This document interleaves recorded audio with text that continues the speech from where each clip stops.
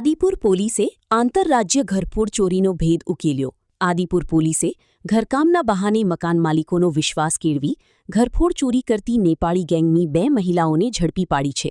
પોલીસે તેમના કબજામાંથી સોનાની વીંટી, મોબાઈલ ફોન અને રોકડ સહિત કુલ ₹1,85,790નો મુદ્દામાલ કબજે કર્યો છે।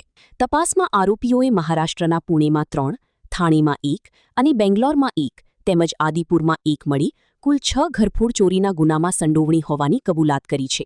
ચોરીનો મુદ્દામાલ નેપાળ લઈ જઈ વેચી મળેલી રકમ મોજ-શોખ, પ્રવાસ અને ફ્લાઇટના ખર્ચમાં વાપરતા હોવાનું સામે આવ્યું છે। પોલીસના જણાવ્યા મુજબ ગેંગના સભ્યો પોશ વિસ્તારોમાં ઘરકામની નોકરી મેળવી પરિવારનો વિશ્વાસ જીતતા અને પરિવાર બહાર જાય ત્યારે સાથીદારોને જાણ કરી ચોરીને અંજામ આપતા હતા। આ કેસમાં અન્ય 3 આરોપીઓની ધરપકડ બાકી છે। રિપોર્ટ કિરણ ગુરી, ભુજ।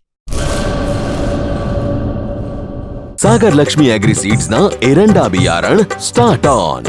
लीला लीला छोड़वाने एरंडा भरपूर, सुकारामा टकी रहे ने उपज भरपूर। स्टार्ट ऑन एरंडा बियारण कॉस्मोस। लांबी जाचेरी माळोमा शक्ति छे भरपूर, सुकारो ओछो ने पाके उपज लखलूट। कॉस्मोस एरंडा बियारण।